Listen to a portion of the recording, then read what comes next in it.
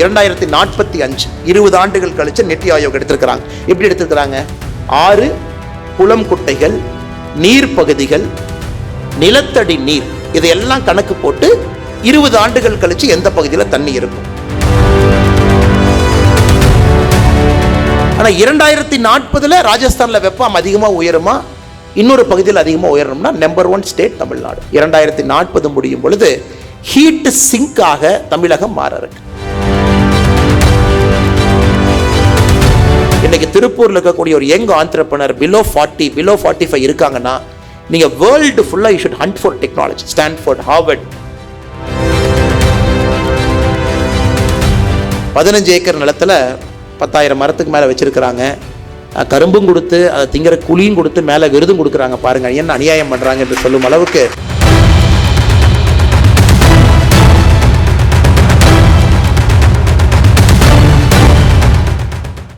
பாருங்க பெரியவர்களே, தாய்மார்களே, பேரன்பு மிக்க விவசாய பெருமக்களே, இந்த அற்புதமான நிகழ்வு திருப்பூரை பொறுத்தவரை இந்தியாவில் யார் திருப்பூரை கொஞ்சம் ஒரு விக்கிபீடியாலேயோ ஒரு பொது இடத்துல திருப்பூரை பற்றி தெரிஞ்சுக்கணும் அப்படின்னு கூகுள் பண்ணாங்க. திருப்பூருடைய பேசிக் இன்ஃபர்மேஷன் 1985 ஆண்டில் 15 கோடி ரூபாய் திருப்பூரினுடைய மொத்த உற்பத்தி பனியன் பொறுத்த வரைக்கும். எல்லா விதமான கார்மெண்ட்ஸும் சேர்த்து 15 crore 1985.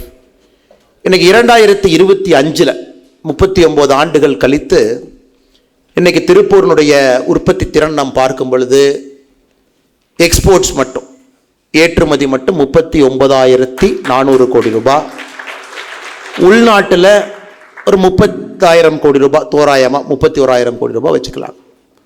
கிட்டத்தட்ட 70,000 கோடி ரூபாய் இன்னைக்கு திருப்பூர் 15 கோடி ரூபாயிலிருந்து 39 ஆண்டுகளில் வளர்ந்துருக்கு.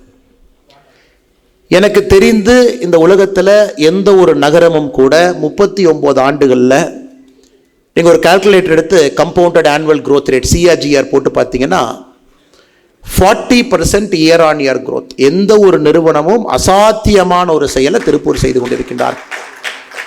இந்த மண்ணிலே பிறந்து சுற்று வட்டார பகுதியெல்லாம் விவசாயிகளாக இருந்து கொஞ்சம் கொஞ்சமாக விவசாயம் பொய்த்து போக ஆரம்பிக்கும் பொழுது ஒரு தொழிலை தொடங்கணும் அப்படின்னு ஆரம்பத்தில் திருப்பூரில் ஒரு நிறுவனமும் இருக்கும், விவசாயம் இருக்கும். இன்னைக்கு நிறுவனம் பெரிதானாலும் கூட விவசாயத்தை மறக்காமல் இருக்கக்கூடியவர்கள் திருப்பூரில் இருக்கக்கூடிய மக்கள். 15 கோடியிலிருந்து 70,000 கோடி ரூபாய் வரை வந்திருக்கக்கூடிய ஒரு நகரம். ஃபீனிக்ஸ் பறவையை போல எப்பொழுதும் தன்னை தானே திரும்ப திரும்ப உயிர் பெற்று எந்த விதமான பிரச்சனை, உள்ளூர் பிரச்சனை, இந்திய அளவில் சந்தை பிரச்சனை, உலகளாவிய பிரச்சனை எதாக இருந்தாலும் கூட ஃபீனிக்ஸ் பறவையை போல தன்னை தானே புதுப்பித்துக் கொண்டிருக்கக்கூடிய அற்புதமான நகரம்.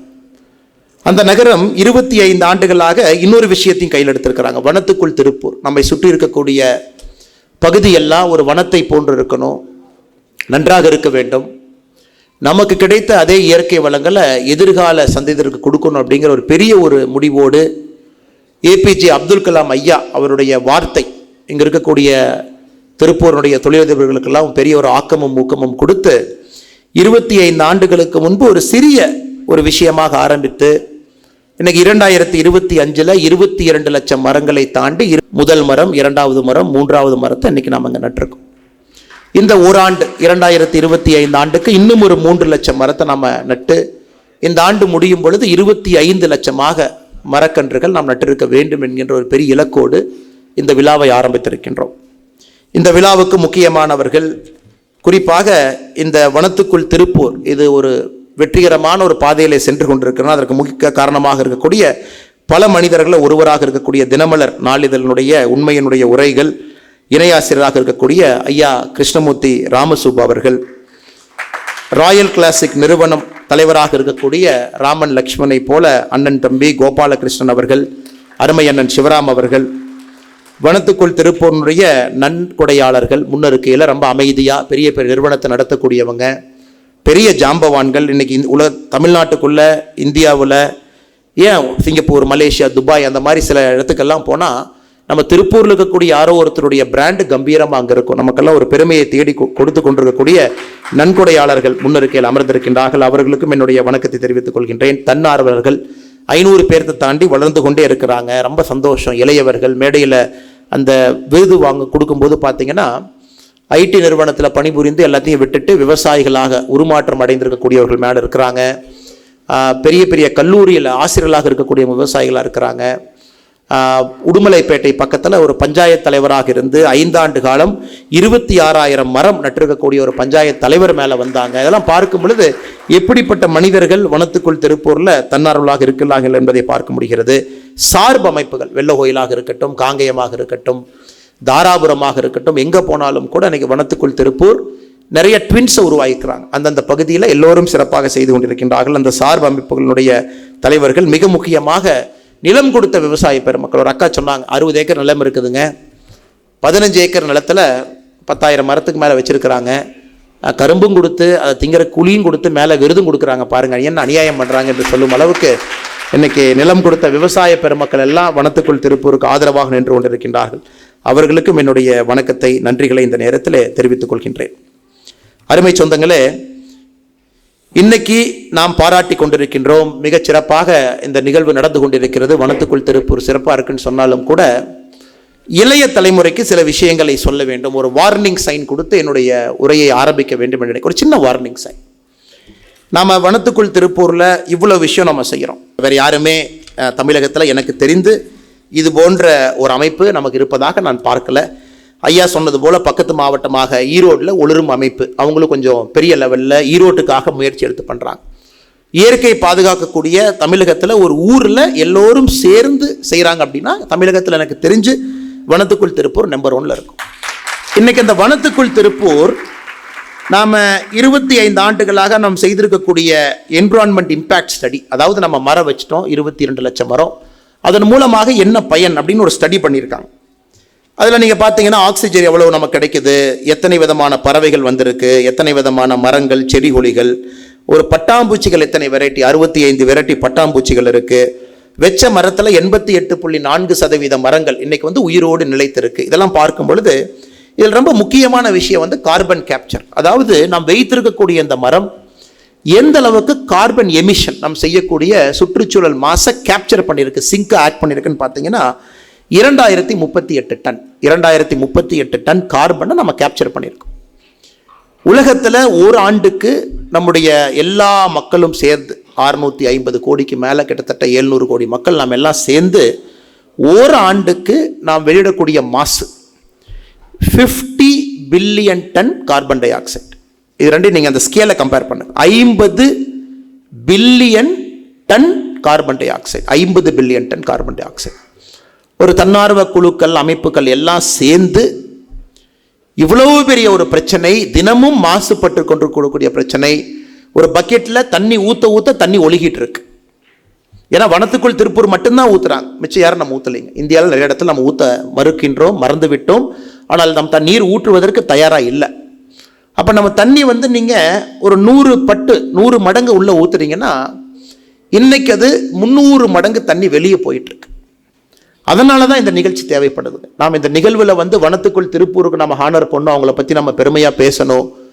இங்கே இருக்கக்கூடிய நன்கொடையாளர்களுக்கெல்லாம் எந்த விதமான பெருமையும் தேவையில்லை, தன்னார்வர்களுக்கு எந்த விதமான பெருமையும் தேவையில்லை, விவசாய பெருமக்களுக்கு எந்த விதமான பெருமையும் தேவையில்லை. ஆனால் இருந்தும் வலுக்கட்டாயமாக ஒரு நிகழ்வு நம்ம நடத்துகிறோம் அப்படின்னா யாராவது ஒருத்தர் இதை பார்த்து இன்ஸ்பயர் ஆவாங்க எங்கேயாச்சும் ஒரு இடத்துல. ஏன் ஒரு ஊரில் இத்தனை பேர் செய்யும் பொழுது நாம ஏன் செய்யக்கூடாது? நாம் ஏன் நம்ம கிராம லெவலில் ஆரம்பிக்கக்கூடாது? நம்ம கிராமத்தில் இருக்கக்கூடிய 100 வீடுகள் 200 வீடுகளை ஒருங்கிணைச்சு இந்த நிகழ்வை பார்க்கக்கூடிய ஏதோ ஒரு தன்னார்வலர், தினமலர் பத்திரிகையிலையோ எலக்ட்ரானிக் மீடியாலேயோ வேற ஒரு பத்திரிகையில் படிக்கக்கூடியவங்க நம்ம ஊரில் ஏன் நம்ம செய்யக்கூடாது? ஒரு பிளாஸ்டிக்லேருந்து ஆரம்பிப்போம், ஒரு நிலத்தடி நீர் பாதுகாப்பிலிருந்து ஆரம்பிப்போம், ஏன் பனங்கொட்டையை போட்டு ஒரு பனைமரத்தை வளர்க்கறதுலேருந்து ஆரம்பிப்போம். ஏதாவது ஒரு இன்ஸ்பிரேஷன் யாருக்காவது வர வேண்டும், வரும் என்பதற்காகத்தான் இந்த நிகழ்வு இங்கே நடந்து கொண்டிருக்கிறது. அருமை சொந்தங்களே, அது மட்டும் இல்லை, இன்னைக்கு தமிழக அளவில் மாசுபட்டிருக்கக்கூடிய நீர்நிலைகள், குறிப்பாக ஆறுகள், தமிழக அளவில் எந்த அளவுக்கு ஆறுகள் மாசுபட்டிருக்கு அப்படின்னு நம்ம பார்த்தோம் அப்படின்னா, நமக்கு சுற்றி இருக்கக்கூடிய நதிகள் பாலார், கொடையாஞ்சியிலிருந்து மரப்பட்டு வரைக்கும் 16 கிலோமீட்டர் 10வது இடத்துல இருக்குது. தமிழகத்தில் அதிகமாக மாசுபட்ட ஒரு ஆறு ப்ரையாரிட்டி 5. அமராவதி ஆறு மடத்துக்குளத்திலிருந்து கரூர் வரைக்கும் 108 கிலோமீட்டர் முழுமையாக மாசடைஞ்சிருக்கு, ப்ரையாரிட்டி 5ல் இருக்குங்க. அமராவதி ஆறு 9வது இடத்துல. அடையார் ஆறு தாம்பரத்திலிருந்து நந்தனம் 30 கிலோமீட்டர் மாசுபட்டு இருக்கு, ப்ரையாரிட்டி 1. ப்ரையாரிட்டி 1 to 5ங்கிறதுங்க ப்ரையாரிட்டி 1னா ரொம்ப மாசுபட்டிருக்கு, ப்ரையாரிட்டி 5னா கொஞ்சம் மாசுபட்டிருக்கு. இந்த ப்ரையாரிட்டி 5க்குள்ளே வந்தாவே தண்ணியை குடிச்சிங்கன்னா ஹாஸ்பிட்டலில் போய் படுத்துக்கணும் அப்படிங்கிற அர்த்தங்க. அடுத்து 7வது இடத்துல கூவம் நதி, ஆவடியிலிருந்து சத்யா நகர் வரை 31 கிலோமீட்டர் ப்ரையாரிட்டி 1. ஏன்னா நம்ம டிஸ்டன்ஸையும் இன்டென்சிட்டியும் மெஷர் பண்ணி ரேங்க் போடுறாங்க. 6வது இடத்துல தாமிரபரணியிலிருந்து பாப்பன்குளம் வரைக்கும் ஆறுமுகநேரி ஸ்ட்ரெச்சு 80 கிலோமீட்டர் ப்ரையாரிட்டி 4. 5வது இடத்துல பவானி ஆறு சிறுமுகையிலிருந்து காளிங்கராயன் வரைக்கும் 60 கிலோமீட்டர் ப்ரையாரிட்டி 5. காவேரி ஆறு மேட்டூரிலிருந்து மயிலாடுதுறை வரை 200 கிலோமீட்டர் ப்ரையாரிட்டி 3. வசிஷ்ட நதி மணிவிழுந்தானிலிருந்து தியாகுங்கூர் வரைக்கும் 10 கிலோமீட்டர் ப்ரையாரிட்டி 1. திருமணிமுத்தார் ஆறு சேலத்திலிருந்து பாப்பிரெட்டுப்பட்டு வரைக்கும் 15 கிலோமீட்டர் ப்ரையாரிட்டி 1. சர்பாங்கா நதி தாத்தையம்பட்டியிலிருந்து கொணங்கப்பாடி வரைக்கும் 15 கிலோமீட்டர் ப்ரையாரிட்டி 2. இது வந்து தமிழ்நாட்டினுடைய சுற்றுச்சூழல் பொல்யூஷன் கண்ட்ரோல் போர்ட் நம்முடைய முதல் 10 மாசுபட்ட நதியை வரையறுத்து கொடுக்குறாங்க. அதில் பார்த்தீங்கன்னா நம்முடைய கொங்கு பகுதியில் 2-3 நதிகளை நம்ம பார்க்குறோம். இது ஒரு பக்கம். சமீபத்தில் நித்தி ஆயோக் வந்து ஒரு ரிப்போர்ட் கொடுக்குறாங்க. என் கையில் ஒரு சின்ன படம் இருக்குது பாருங்கள். ஒரு படம் இருக்குது என்னுடைய இதில். இங்கே ஒரு நம்ம தமிழ்நாடு மேப் இருக்குது, இங்கே ஒரு மேப் இருக்குது. முதல்ல இந்த மேப் பார்த்துக்குங்க. இது 2025 தமிழ்நாட்டினுடைய மேப்புங்க. இது 2045 தமிழ்நாட்டினுடைய மேப், 20 ஆண்டுகள். இந்த மேப் என்ன சொல்லுதுனாங்க, இன்னைக்கு சராசரியாக ஒரு தனி மனிதனுக்கு தேவையான தண்ணீர் பெர் கேபிட்டா வாட்டர் தேவையான தண்ணீர் எவ்வளோ இருக்குன்னு நம்ம கணக்கு போடுறோம். இந்தியா முழுவதுமே 500 மீட்டர் கியூபுக்கு கீழே இருக்கு அப்படின்னா ஸ்கேர்சிட்டி, தண்ணி பத்தாது, தண்ணீர் பஞ்சம்னு அர்த்தங்க. ஸ்ட்ரெஸ்ஸே இல்லை, தண்ணி நல்லா இருக்கு, தாடாத்தியா இருக்குன்னா 1700 மீட்டர் கியூபுக்கு மேலே ஒரு வருஷத்துக்கு தண்ணி வேணும். இன்னைக்கு தமிழகத்தில் 2025 40% இடத்துல தண்ணி வந்து 500 மீட்டர் கியூபோட கீழே இருக்குதுங்க. 500 மீட்டர் கியூபோட இன்னைக்கு 40% இடம் தமிழகத்தில் வாட்டர் ஸ்கேர்சிட்டி. 2045 20 ஆண்டுகள் கழிச்சு நித்தி ஆயோக் எடுத்திருக்கிறாங்க. எப்படி எடுத்திருக்கிறாங்க? 6 குளம் குட்டைகள், நீர் பகுதிகள், நிலத்தடி நீர், இதையெல்லாம் கணக்கு போட்டு 20 ஆண்டுகள் கழிச்சு எந்த பகுதியில் தண்ணி இருக்கும்.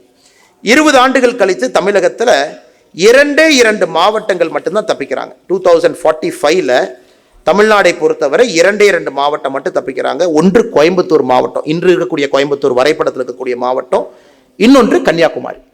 இந்த 2 மாவட்டத்தில் மட்டும் இருக்கக்கூடிய மக்களுக்கு 500 மீட்டர் ஸ்கொயர் 500 மீட்டர் ஸ்கொயர் தண்ணிக்குள்ள அவங்க இருப்பாங்க. அப்படின்னா தண்ணி தாடாத்தியா இருக்கிறாங்க. இந்த 2 மாவட்டத்தை தவிர எல்லா மாவட்டமும் வாட்டர் ஸ்கேர்சிட்டி பற்றாக்குறை, அதாவது 500 மீட்டர் கியூபு கீழே இருப்பாங்க. கன்னியாகுமரி கோயம்புத்தூர் மட்டும் 1700 மீட்டர் கியூபோட மேலே இருப்பாங்க. ஸோ நீங்கள் எந்த டேட்டாவை எடுத்து எப்படி நீங்கள் தலைகீழாக பார்த்தாலும் ஒரு அபாயகரமான இடத்தை நோக்கி தமிழகம் நாம் செல்ல ஆரம்பித்திருக்கின்றோம் என்பது தெள்ள தெளிவாக நமக்கு தெரியுது. மாசு காற்று, நம்ம சுவாசிக்கக்கூடிய காற்று, இன்னைக்கு உலகத்தில் இருக்கக்கூடிய நாடுகளில் பார்ட்டிகுலேட் மேட்டர் பிபிஎம்னு நம்ம சொல்கிறோங்க. அதாவது எந்த அளவுக்கு நுணுக்கமாக இருக்கக்கூடிய துகள்கள், அது ஒரு ஐரோப்பிய நாடுகளோ அமெரிக்காவோ போனீங்கன்னா 50 ppm வந்தாவே கொஞ்சம் யோசிப்பான், குடிக்க மாட்டேன். நம்ம வந்து 250 சாதாரணமாக சுவாசிக்கிறோம். டெல்லி எல்லாம் 450 சாதாரணமாக சுவாசிக்கிறாங்க. அவங்களுக்கெல்லாம் 1000 போனால் தான் டெல்லி எல்லாம் டேஞ்சர். அப்போ தான் ஸ்கூலுக்கு லீவ் விடுறோம். இதனால் எத்தனை பேர் சப்தர்ஜங்கோ எய்ம்ஸோ பார்த்தீங்கன்னா 3 மாதம் ஸ்பெஷல் லங்ஸ் வார்டு டெல்லியில் ஓப்பன் பண்ணுறாங்க. டெல்லியில் இருக்கக்கூடிய மக்கள் பார்த்தீங்கன்னா மாஸ்க் போடாமல் அந்த குழந்தைகள் இருக்க முடியல. அந்த குழந்தைகள் பள்ளிக்கூடத்துக்கு நாம் இன்னைக்கு Zone 5 டிக்ளேர் பண்ணி லீவ் விடுறோம். ஹாஸ்பிட்டலில் லங்ஸ் வார்டு செப்பரேட்டாக ஓப்பன் பண்ணுறோம். அது தமிழ்நாட்டிலும் கூடிய விரைவில் வருவதற்கான வாய்ப்புகள் அதிகம். இதையெல்லாம் நம்ம சரி பண்ணணும். இதையெல்லாம் சரி பண்ணணும். தண்ணீர் மாசை சரி பண்ணணும். குடிப்பதற்கு தேவையான தண்ணீரை உருவாக்கணும். ஏரில் இருக்கக்கூடிய பார்ட்டிகுலேட் மேட்டரை கீழே கொண்டு வரணும். இதை தாண்டி நித்தி ஆயோக் இன்னொரு ரிசர்ச்சும் கொடுத்துருக்காங்க. ஒரே நாளில் உங்களை ரொம்ப பயமுறுத்த வேண்டாம் அப்படிங்கிறக்காக எல்லா டயக்ராமும் கொண்டு வரலைங்க. ஹீட் சிங்க் அப்படிங்கிற வார்த்தையை பயன்படுத்துகிறாங்க. அண்ணன் பேசும்போது சொன்னாங்க, குளோபல் வார்மிங்னால இப்போ இருந்து 2040 இந்தியாவில் எந்த பகுதியில் மழை அதிகமாகவும் எந்த பகுதியில் சூடு வெப்பம் அதிகமாக இருக்கும் அப்படின்னு. இதில் ஆச்சரியம் என்னன்னாங்க, இந்தியாவில் சூடு வெப்பம் ரிலேட்டிவ் டு 2025 2025க்கும் 2040க்கும் ரிலேட்டிவாக வெப்பம் எங்கே அதிகமாக இருக்கும்? ராஜஸ்தானில் வெப்பம் அதிகம். ஆனால் 2040 ராஜஸ்தானில் வெப்பம் அதிகமாக உயருமா, இன்னொரு பகுதியில் அதிகமாக உயரணும்னா நம்பர் 1 ஸ்டேட் தமிழ்நாடு. 2040 முடியும் பொழுது ஹீட் சிங்காக தமிழகம் மாற இருக்கு. அதனால் இருக்கக்கூடிய இளைஞர்கள் எல்லோரும் என்னுடைய அன்பான வேண்டுகோள், நம்முடைய ப்ரையாரிட்டி நம்பர் 1 இன்னைக்கு வேற எதுவுமே நமக்கு தேவையில்லை. சுற்றுச்சூழலை திரும்ப கொண்டு வருவது தான் நம்முடைய ஹையஸ்ட் ப்ரையாரிட்டி. நமக்கு இன்ஜினியர்ஸ் வேண்டாங்க, நமக்கு டாக்டர்ஸ் வேண்டாம். 1,17,000 பேர் வருஷத்துக்கு டாக்டர். மோடி ஐயா அந்த பட்ஜெட்டில் 75,000 டாக்டர் சீட் ஆட் பண்ணியிருக்கிறாங்க. 2030 முடியும் பொழுது வருஷத்துக்கு 2 லட்சம் டாக்டர் படிக்கலாம் நம்ம ஊரில். இன்ஜினியருக்கு பஞ்சமே இல்லை, 8 லட்சம் இன்ஜினியர் நம்ம நாட்டில் வருஷத்துக்கு வர்றாங்க. இன்னைக்கு நமக்கு தேவைங்க என்விரான்மெண்டல் இன்ஜினியர்ஸ் நமக்கு தேவை, கிளீன் டெக் ஆண்டர்பிரனர்ஸ். இந்த கிளீன் எனர்ஜியை பயன்படுத்தி ஒரு கம்பெனி ஆரம்பித்து carbon heat trap, carbon sink வச்சு பிடிக்கிறவங்க, குறிப்பாக எத்தனால், பயோகேஸ் இது மாதிரி கொண்டு வர்றவங்க. இன்றைக்கி நம்ம நிறைய மரம் வச்சு அர்பனில் இருக்கக்கூடிய ஹீட்டை எல்லாம் இறக்க பார்க்குறோம். இவங்க தண்ணீரை சுத்தப்படுத்தி கொடுக்கக்கூடிய நபர்கள். இவங்க தான் அடுத்து 10 வருஷம் இந்தியாவில் இன்ஜினியரிங் காலேஜில் நம்ம சொல்லிக் கொடுக்க வேண்டிய படிப்புகள். ஏன்னா எப்பொழுதுமே ஒரு நாடு அடுத்து வரக்கூடிய பிரச்சனை என்ன என்பதை கண்டுபிடித்து இன்னைக்கு மனிதர்களை உருவாக்கினா தான் பிரச்சனை வரும்போது மனிதர்கள் தயாராக இருப்பாங்க. அதனால் நம்ம அங்கே பிரச்சனை வரப்போது இன்னைக்கு நாம் நம்முடைய மேன் பவர், நம்முடைய சிஸ்டத்தை நம்ம தயார்படுத்த வேண்டிய கட்டாயம். ஸோ இந்த இடத்துல வனத்துக்குள் திருப்பூர் இதை கையில் எடுத்து 22 லட்சம் மரத்தை வச்சிருக்கிறாங்க. 10 மான் கேட்டிங்கன்னா பத்தாது. திருப்பூருக்கு 10, திருப்பூரை சார்ந்தவங்களுக்கு 10. குளோபல் காமன்ஸ்ன்னு சொல்லுவோம். ஒரு வருண பகவான் உங்கள் மேலே கருணை காட்டலினா, இல்லை கிளாசிக் போல சிவராமனை ரொம்ப நல்லவருப்பா, அங்கே திருப்பூரில் மட்டும் மரம் வைக்கிறாங்களாமா, அங்கே மட்டும் போய் லைட்டாக மழை பெஞ்சிட்டு அந்த கரூர் பக்கம், அந்த கடலூர் பக்கம்லாம் பெய்யாமல் இந்த பக்கம் வந்துருக்கு. அதனால தான் அந்த குளோபல் காமன்கிற வார்த்தையை பயன்படுத்துகிறோம். ஒரு இடத்துல நீங்கள் வச்சும் இன்னொரு இடத்துல இன்னொருத்தர் வைக்கலினா யாருக்கும் அது பிரயோஜனம் இல்லை என்பதாக தான் இந்த வார்த்தையை குளோபல் காமன், உலகத்தில் இருக்கக்கூடிய எல்லோரும் சேர்ந்து ஒரு விஷயத்தை கையில் எடுத்தா தான் பிரச்சனை இல்லாமல் இருக்க முடியும். பட்டர்ஃப்ளை வரலாங்க, தப்பில்லை. இந்த பகுதிக்கு பறவைகள் வரலாம், தப்பில்லை. ஆனால் இந்த பகுதிக்கு மழை வர வேண்டும், இந்த பகுதியில் நிலத்தடி நீர் உயர வேண்டும் என்றால் இது செயின் ரியாக்ஷன் மாதிரி எல்லா இடத்துக்கும் போகணும். அதனால் நிச்சயமாக வனத்துக்குள் திருப்பூர் எப்படி துணை அமைப்புகள் இன்னைக்கு உருவாக்கி இருக்கிறாங்களோ, தமிழகத்தில் இருக்கக்கூடிய நம்முடைய சொந்தங்கள் எல்லாம் இதை புரிஞ்சுக்கணும். எதை புரிஞ்சுக்கிறாங்களோ இல்லையோ, சுற்றுச்சூழல் பாதுகாப்பினுடைய அவசியத்தை முழுமையாக புரிந்து களத்தில் இறங்கணும். இன்னைக்கு இங்கே இருக்கக்கூடிய தொழிலதிபர்களுக்கு ஒரு பெரிய சேலஞ்ச், மிகப்பெரிய சேலஞ்ச் இன்னைக்கு அவங்க ஃபேஸ் பண்ணுறாங்க. திருப்பூருக்கு இருக்கக்கூடிய நம்பர் 1 சேலஞ்ச் பார்த்தீங்கன்னா 2070 வரும்போது நெட் கார்பன் எமிஷன் 0. அதாவது இந்தியாவில் நம்ம மோடி ஐயா சொல்லியிருக்கிறாங்க, 2070 முடியும் பொழுது எங்களுடைய நாட்டில் கார்பன் நாங்கள் எமிட் பண்ண மாட்டோம். இன்னைக்கு கார்பன் எமிட் பண்ணுறோம், பைக்கில், காரில், ஃப்ளைட்டில், ஒரு பிஸ்னஸில் கார்பன் போகுது. அதை ஆஃப்செட் பண்ண பார்க்குறோம், எமிட் பண்ணுற கார்பனை ஆஃப்செட் பண்ணணும். ஸோ மோடி அவங்க என்ன சொல்கிறாங்க, 2070 முடியும் பொழுது நாங்கள் எவ்வளவு கார்பனை வெளியே கொடுக்க பார்க்குறோமோ அவ்வளவு ஆஃப்செட் நாங்கள் பண்ணிடுவோம். ஸோ நெட்டு கார்பன் 0ல் கொண்டு வருவோம். அது 2030 நம்ம காட்ட ஆரம்பிப்போம். அப்போவே பாதி நாங்கள் குறைச்சிருவோம். இதெல்லாம் நம்ம செய்ய ஆரம்பிப்போம். அதனால் இன்னைக்கு செகண்ட் ஜென்ரேஷன் ஆண்டர்பிரனர்ஸ், ஏன்னா முன்னிருக்கையில் இருக்கவங்க எல்லாமே ஃபர்ஸ்ட் ஜென்ரேஷன். அவங்க ஒரு வரப்பகுதி, வரக்காடாக இருந்த பகுதி, விவசாயம் பொய்த்து கொண்டிருந்த நேரத்தில் உள்ள புகுந்து கடுமையான ஒரு முயற்சியில் 15 கோடி ரூபாய் இந்த பகுதியினுடைய மொத்த உற்பத்தியை இன்னைக்கு 70,000 கோடி ரூபாய் கொண்டு போய் நிறுத்திட்டாங்க.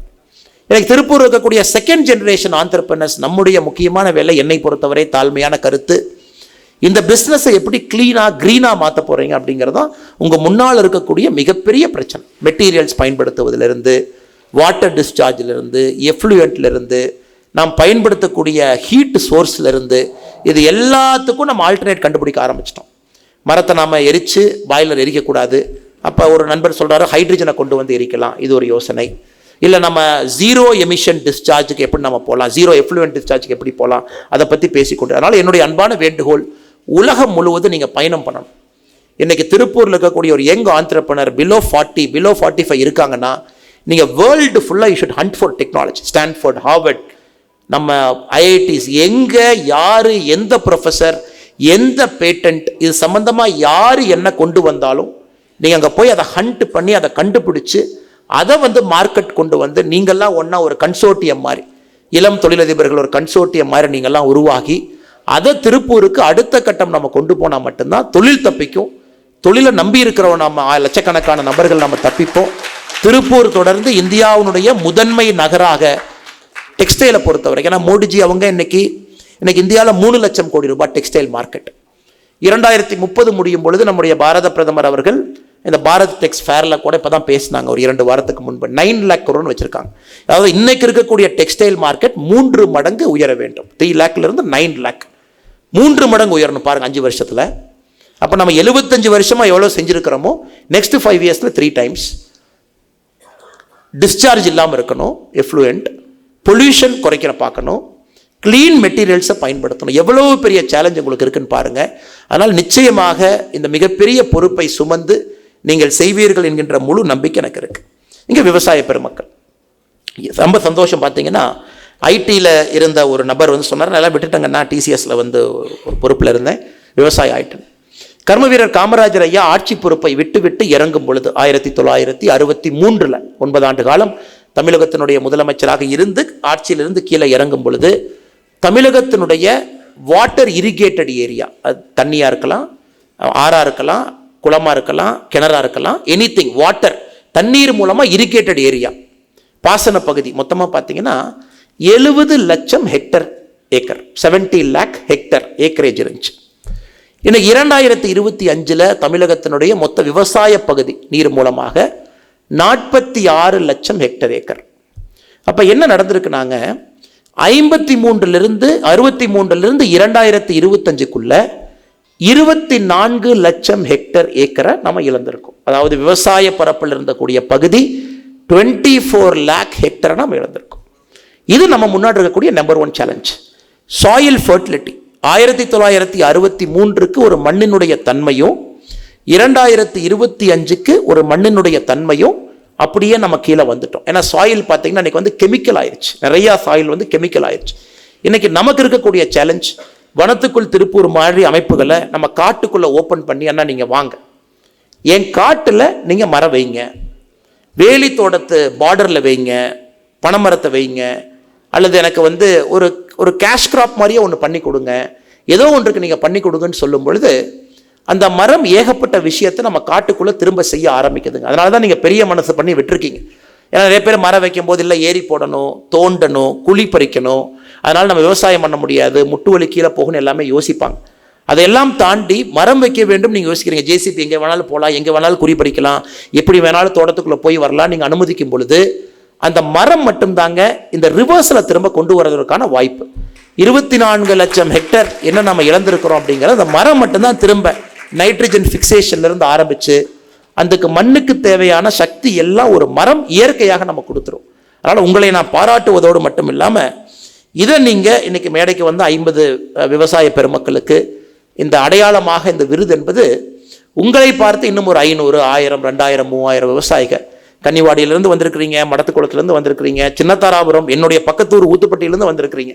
அப்படின்னா அந்த அளவுக்கு இங்கே இருக்கக்கூடிய வனத்துக்குள் திருப்பூர் கிட்டத்தட்ட 100 கிலோமீட்டர் வரைக்கும் போயிருக்கிறாங்க பாருங்க. இங்கிருந்து 100 கிலோமீட்டர் வரைக்கும் அவங்க வந்து ரீச் இருக்கு அவங்களுக்கு. அது இன்னும் அதிகமான ரீச் வருகின்ற காலத்தில் உங்கள் மூலமாக வரணும். எல்லோருமே நம்முடைய தோட்டத்தில் வரக்காட்டுக்குள்ள, குறிப்பாக செமி ஏரிட், அதாவது எனக்கு முழுமையாக பாசன வசதி இல்லை, மழை பெஞ்சா கிணத்து மூலமாகத்தான் பாசனம் இருக்கும்னு நினைக்கக்கூடிய செமி ஏரிட் பகுதியில் இருக்கக்கூடிய விவசாய பெருமக்கள் குறிப்பாக இந்த மரத்தை உள்ள வந்து உங்களுடைய பகுதியில் நடுவதற்கு ஒரு பெரிய ஒரு ஊக்கம் நீங்கள் வனத்துக்குள் திருப்பூர் போன்ற எல்லா அமைப்புகளுக்கும் கொடுக்க வேண்டும் என்று அன்போடு இந்த நேரத்தில் நான் வேண்டிக் கொள்கின்றேன். இது ஒரு பக்கங்க ஐயா. இன்னொரு பக்கம் பாருங்க, 2024 இந்த ஜஸ்ட் முடிஞ்ச ஃபினான்ஷியல் இயரில் உலகத்தில் அதிகமான ஐபிஓ எந்த ஊரில் நடந்திருக்குன்னா இந்தியாவில், நம்முடைய நாட்டில் தான் ஹையஸ்ட் பப்ளிக் ஆஃபரிங். இப்போ பெரிய பெரிய நிறுவனங்கள்லாம் ஸ்டாக் மார்க்கெட்டில் லிஸ்ட் பண்ணி அதை வந்து பப்ளிக்கு அந்த ஷேரை கொடுத்துருக்குறாங்க. இந்தியாவில் மட்டுமே உலகத்தில் நடந்த மொத்த ஐபிஓவில் 23% போன ஆண்டு நம்முடைய நாட்டில் நடந்திருக்கு. 327 நிறுவனங்கள் பப்ளிக் மார்க்கெட்டுக்கு வந்திருக்கிறாங்க, இனிஷியல் பப்ளிக் ஆஃபரிங் ஐபிஓ கொடுத்துருக்காங்க. அதன் மூலமாக 1,73,000 கோடி மக்களுடைய பணத்தை கம்பெனிக்குள்ளே வாங்கியிருக்கிறாங்க ஷேர் மார்க்கெட் மூலமாக. நமக்கு க்ளோசஸ்டாக இருக்கிறது பார்த்தீங்கன்னா அமெரிக்கா. நம்ம 327 நிறுவனங்கள் ஐபிஓக்கு வந்தாங்க. யூஎஸ் வந்து 183 நிறுவனங்கள் ஐபிஓக்கு வந்தாங்க. ஆனால் ப்ரொசீடிங் $32 பில்லியன்.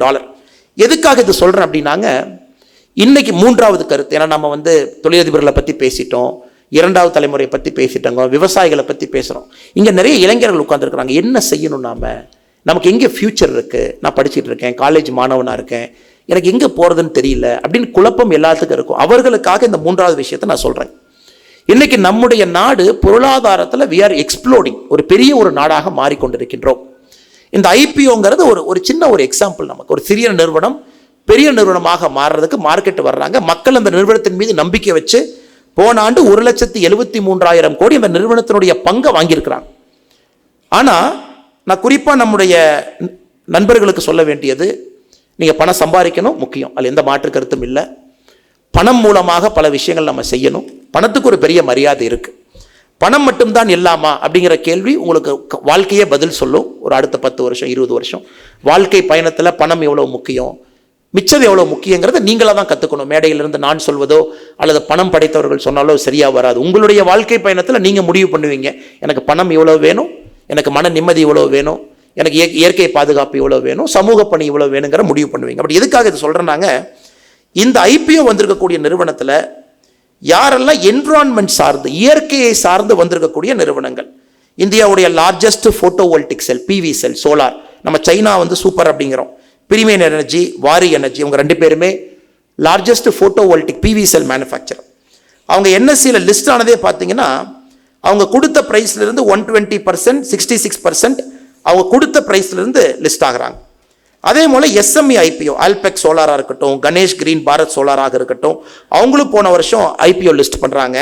அவங்க கொடுத்த ப்ரைஸ்லேருந்து 231%, 90% பிரீமியத்தோடு அவங்க லிஸ்ட் பண்ணுறாங்க.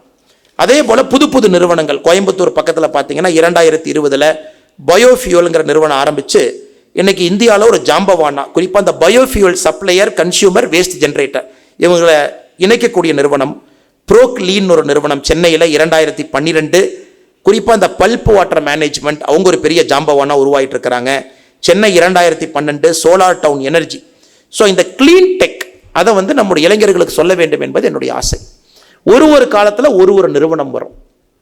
2000 2020 வரைக்கும் பார்த்தீங்கன்னா ஃபின்டெக், 2020 பயோடெக். ஸோ ஒரு 20 ஆண்டும் அடுத்து வரக்கூடிய நிறுவனங்கள் மாறிக்கிட்டே வரும். இன்னைக்கு நீங்கள் ஒரு பெரிய ஒரு ஜாம்பவானா வரணும், திருப்பூருக்கும் உதவி பண்ணணும், தமிழகத்துக்கு உதவி பண்ணணும், இந்தியாவுக்கு உதவி பண்ணணும்னா அடுத்த 20 ஆண்டு கழித்து வரக்கூடிய பிரச்சனையை இன்னைக்கு நீங்கள் சால்வ் பண்ண ஆரம்பித்தா தான் 20 ஆண்டுகள் கழித்து நீங்கள் அம்பானியோ அதானியோ ஏதோ ஒரு பெரிய மனிதராக நீங்கள் ஆகுவீங்க. அதனால் 20 ஆண்டுகள் வழித்து வரக்கூடிய பிரச்சனை நீங்கள் இன்னைக்கு பாருங்கள். இந்த பிரச்சனையெல்லாம் லிஸ்ட் அவுட் பண்ணுங்க. அதில் முடிஞ்ச வரைக்கும் இயற்கை பக்கம் வர பாருங்க, க்ளீன் எனர்ஜி பக்கம் வர பாருங்க, ஒரு தண்ணீரை பக்கத்தில் வர பாருங்க, சாயில் ஃபர்டிலிட்டியை ஃபிக்ஸ் பண்ணுறதை நோக்கி வர பாருங்க, ட்ரிப் இரிகேஷன் மைக்ரோ இரிகேஷன் நோக்கி பாருங்க. இதெல்லாம் உங்களுக்கு அருமையான ஃபீல்டு. இது சம்மந்தமாக நீங்கள் நல்லா ஸ்டடி பண்ணி ரிசர்ச் பண்ணி இன்னைக்கு ஒரு சின்ன சின்ன நிறுவனத்தை நீங்கள் ஆரம்பிக்கணும். ஸ்மால் கம்பெனி முழுமையாக மத்திய அரசு கொடுக்கக்கூடிய லோனை பயன்படுத்திங்க. இன்னைக்கு எஸ்எம்ஏ நீங்கள் ரெஜிஸ்டர் பண்ணீங்கன்னா அடுத்த ஒரு ஆண்டு இந்த பட்ஜெட்லேருந்து அடுத்த பட்ஜெட் முடியறதுக்கு முன்னாடி எஸ்எம்இக்கு நாம 1,50,000 கோடி ரூபாய் கடன் கொடுக்க போகிறோம். 1,50,000 crore இந்த பட்ஜெட்டில் நம்ம கொடுத்துருக்கோம். அதை நீங்கள் முழுமையாக பயன்படுத்தணும். அது உங்களுக்கு கிடைக்கக்கூடிய இன்சென்டிவை நீங்கள் பயன்படுத்தணும். அதில் கிடைக்கக்கூடிய எல்லா மத்திய அரசு மாநில அரசு கொடுக்கக்கூடிய எல்லா இன்சென்டிவும் தரவாக நீங்கள் படிக்கணும். ஒரு budget document, scheme document, Tamil Nadu அரசு என்ன கொடுத்துருக்காங்க, சென்ட்ரல் கவர்மெண்ட் என்ன கொடுத்துருக்காங்க, கிளீன் டெக் என்ன கொடுத்துருக்காங்க, இதெல்லாம் நீங்கள் தரவாக ஸ்டடி பண்ணி ஒரு நல்ல பிஸ்னஸ் மாடலை உருவாக்கி நீங்கள் திருப்பூர் கோயம்புத்தூர் இந்த பகுதியை சார்ந்து ஒரு நிறுவனத்தை ஆரம்பிக்கணும். காரணம் என்னன்னாங்க, இந்தியாவுடைய அடுத்த கட்ட வளர்ச்சி இன்னைக்கு நிறுவனத்தினுடைய கையில் மட்டும்தான் இருக்கு. நிறுவனம் நிறைய வேலை வாய்ப்பை நீங்கள் உருவாக்கணும். ஏன்னா எல்லா குளோபல் பிளேயர்ஸும் இந்தியாவில் நமக்கு வேலை வாய்ப்பு கொடுத்தாங்க, நமக்கு அது ரிஸ்க்குங்க. இந்தியாவில் இருக்கக்கூடிய நிறுவனங்கள் நமக்கு நாமே வேலை வாய்ப்பை ஏற்படுத்தினா மட்டும்தான் அந்த பொருளாதாரம் நம்முடைய நாட்டில் தங்கும். இன்னைக்கு நம்ம எல்லாம் சும்மா அம்பானி திட்டிட்டு போயிடும், இல்லை ரொம்ப ஆடம்பரமாக திருமணம் பண்ணாங்க அப்படின்னு ஒரு பக்கம் சொல்கிறாங்க, இல்லை ரொம்ப இப்படி அப்படின்னு. ஆனால் எத்தனை பேர்த்துக்கு தெரியும், போன ஆண்டு ரிலையன்ஸ் நிறுவனம் நம்முடைய நாட்டில் கட்டின வரி மட்டுமே 1,86,000 கோடி ரூபாய் நம்ம நாட்டுக்கு அவங்க கொடுத்த வரி. இது நம்முடைய டோட்டல் பட்ஜெட்டு 50 லட்சம் கோடிங்க. நம்ம போட்டிருக்கிற யூனியன் பட்ஜெட் 50 லட்சம் கோடி. 50 லட்சம் கோடியில் 4.5% ரிலையன்ஸ் நிறுவனம் வரியா மட்டும் கொடுத்துருக்காங்க. பாருங்க, ஒரு பெரிய நிறுவனத்தினால ஒரு நாட்டுக்கு எவ்வளவு உதவி செய்ய முடியும் என்பதுக்கு ரிலையன்ஸ் ஒரு உதாரணம். சரி, போன வருஷம் 1,86,000 கோடி கொடுத்தாங்க. கடந்த 10 வருஷத்துல 11 லட்சம் கோடி ரூபாய் ரிலையன்ஸ் வரி மட்டும் நம்ம நாட்டுக்கு கொடுத்துருக்காங்க. ஸோ நமக்கு இன்னைக்கு பெரிய ஜாம்பவான்கள் தேவை. பெரிய ஜாம்பவான் 100 கோடி, 500 கோடி, 1000 கோடி, 5000 கோடி, 10,000 கோடி, அதை நோக்கி உங்களுடைய டேர்ன் ஓவர் போகணும். அதனால் உங்களுடைய இலக்கு ரொம்ப பெருசாக வைங்க. ஏன்னா மோடி அவர்களை பொறுத்தவரை இலக்கு பெருசாக வச்சிருக்காரு. 2047 முடியும் பொழுது $55 trillion அப்படிங்கிறாரு. இன்னைக்கு நம்ம 4 trillion இருக்கும். அப்படின்னா கிட்டத்தட்ட 12 மடங்கு 13 மடங்கு நாம வளரணும். இன்னைக்கு இருந்து 13 மடங்கு. அதனால தான் திருப்பூரை பொறுத்தவரை ஜாம்பவான்கள் உருவாயிட்டே இருக்கிறாங்க. அடுத்த கட்ட ஜாம்பவான்கள் நமக்கு வேணும். இவங்களாம் 1990 மார்க்கெட்டில் வந்தவங்க. அடுத்த கட்ட ஜாம்பவான்கள் நீங்கள் வரணும். குறிப்பாக இங்கே இருக்கக்கூடிய இளைஞர்கள் இன்னும் 25 ஆண்டுகள் கழித்து இந்தியாவினுடைய பொருளாதாரத்தை தாங்கி பிடிக்கக்கூடிய நிறுவனங்கள் இந்த மண்ணில், கொங்கு மண்ணில், இந்த பகுதியிலிருந்து உருவாகணும். வேலை வாய்ப்பை உருவாக்கி கொடுக்கணும். இந்த நாட்டுக்கு வரியை இங்கே செலுத்தணும். அதன் மூலமாக எல்லா விதமான மக்களுக்கு தேவையான பணத்தை நீங்கள் அந்த நாட்டுக்கு கொடுக்கணும். அதுக்கு நீங்கள் செய்யணும் அப்படின்னா இன்னைக்கு நீங்கள் முடிவு பண்ணணும். இன்னைக்கு உங்களுக்குள்ள அந்த எழுச்சி வரணும், உள்ள ஒரு இன்ஸ்பிரேஷன் வரணும். இவங்களை பார்த்து நீங்கள் யோசிக்கணும். ஒரு வைக்கிங் இருக்கிறாங்க, ஒரு கிளாசிக் போலோ இருக்கிறாங்க, ஒரு சென்னை சில்க்ஸ் இருக்கிறாங்க, ஒரு ராம்ராஜ் இருக்கிறாங்க, எத்தனையோ டெக்ஸ்டைல்ஸ் ஓன் பிராண்ட் இல்லாமல் செய்யக்கூடிய டெக்ஸ்டைல்ஸ் இருக்கிறாங்க. எதையும் எதிர்பார்க்காம செய்து கொண்டிருக்கின்றார்கள். அது போன்று அடுத்து நாம் பேசும்பொழுது 20 ஆண்டுகள் கழித்து ஜாம்பவான்களாக இந்த மண்ணிலிருந்து நீங்கள் உருவாக வேண்டும் என்று இந்த நேரத்தில் உங்கள்கிட்ட அன்போடு கேட்டுக்கொள்கின்றேன். அதே நேரத்தில் கடைசியாக முடிக்கும் பொழுது சில நாடுகள் தெளிவாக இருக்கிறாங்க. நான் இயற்கையை கெடுத்து வளர விரும்பவில்லை என்பதில் சில நாடுகள் தெளிவாக இருக்கிறாங்க.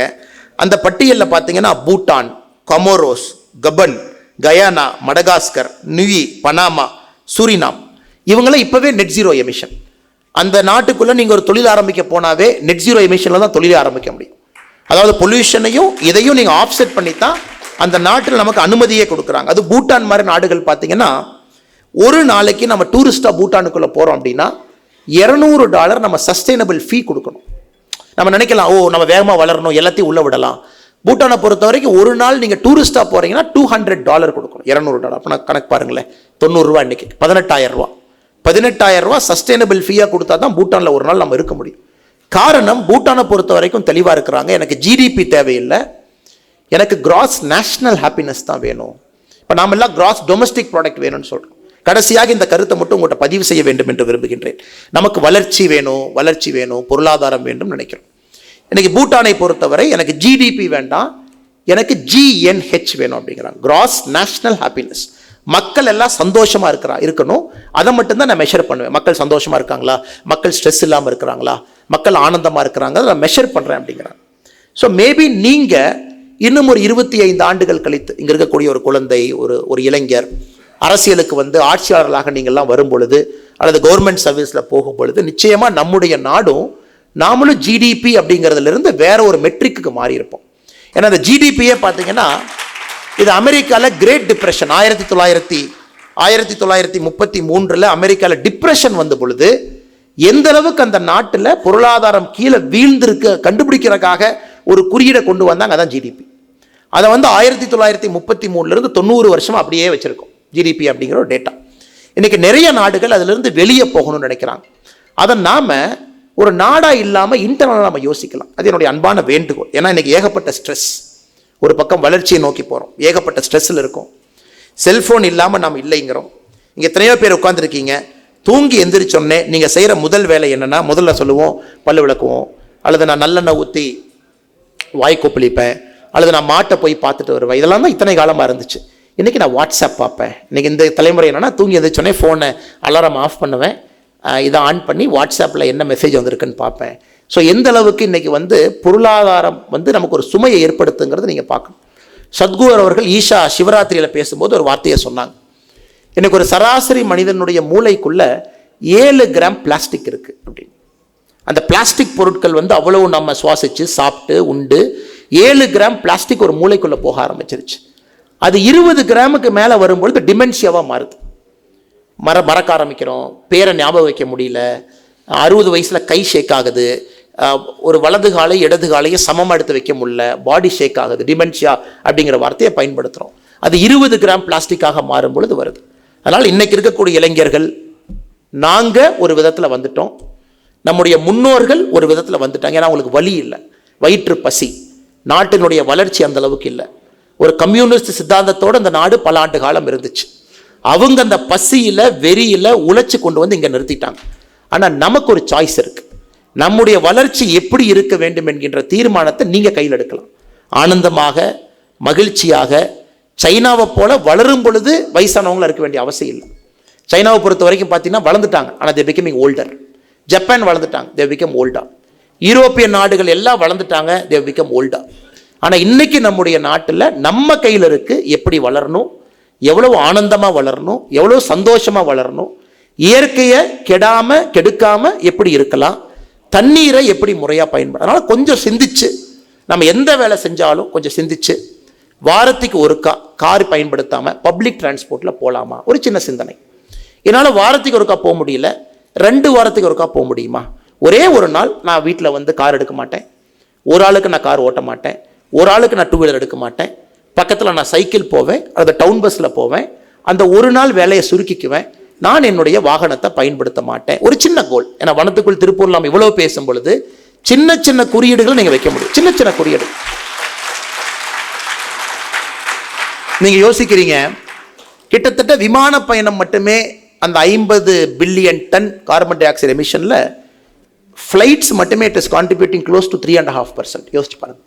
அவ்வளோ விமானம் எல்லாருமே விமானம் எடுக்கிறோம். தேவையா? குறைக்கலாமா? ட்ரெயினுக்கு போகலாமா? கொஞ்சம் யோசிப்போம்.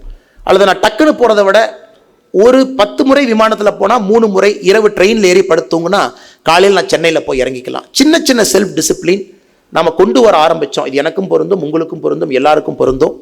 சின்ன சின்ன செல்ஃப் டிசிப்ளின். நம்ம எப்படி வாழ்கிறோம், நம்ம எப்படி சுவாசிக்கிறோம், எப்படி தண்ணி குடிக்கிறோம், கொஞ்சம் நம்ம யோசிக்காமையே பல விஷயங்கள் பண்ணுறனால ஓடிக்கிட்டே இருக்கிறோம். எதையும் யோசிப்பதற்கு வனத்துக்குள் திருப்பூர் நமக்கு ஒரு வாய்ப்பு கொடுத்துருக்குறாங்க. இது போன்ற நிகழ்வு உட்காரும் போது மட்டும்தாங்க யோசிப்போம். ஆனால் வேறு இடத்துல நம்ம யோசிக்க முடியாது. அதுக்காக வனத்துக்குள் திருப்பூருக்கு ஒரு பெரிய நன்றி சொல்லி, 2015 1.35 லட்சமாக இருந்த மரம் எனக்கு 2024 4 லட்சமாக முடிச்சிருக்கிறீங்க. 2025 இன்னும் ஒரு பெரிய இலக்கு வைத்து 2025 முடியும் பொழுது 25 லட்சமாக முடிக்க வேண்டும் என்று பெரிய ஒரு முடிவு எடுத்திருக்கிறீங்க. அதனால் நிறைய பேரை ஊக்கப்படுத்துறீங்க. வருகின்ற காலம் ஒரு சிறப்பான காலமாக இருக்கணும். மறுபடியும் நான் வச்சுக்கங்க, காற்று, சுகாதாரம், நீர், விவசாயத்தினுடைய சாயில் ஃபர்டிலிட்டி அதெல்லாம் இன்னைக்கு மோசமடைந்து கொண்டிருக்கிறது. கவனம் கொடுத்து நிச்சயமாக நீங்கள் காப்பாற்றுவீர்கள் என்ற முழு நம்பிக்கை எனக்கு இருக்குது. வாய்ப்பு கொடுத்த வனத்துக்குள் திருப்பூரில் இருக்கக்கூடிய எல்லா அன்பு சொந்தங்களுக்கும், மேடையில் என்னோடு விருந்தினராக இந்த நிகழ்வுக்கு வந்திருக்கக்கூடிய ஐயா கிருஷ்ணமூர்த்தி அவர்களுக்கும், மேடையில் அமர்ந்திருக்கக்கூடிய அருமையண்ணன் கோபால் கிருஷ்ணன் அவர்களுக்கும் என்னுடைய நன்றி தெரிவித்து, முன்னோர்களுக்கு நன்றி தெரிவித்து உரையை முடித்துக் கொள்கின்றேன். நன்றி, வணக்கம். பாரத் மாதா கி ஜெய்.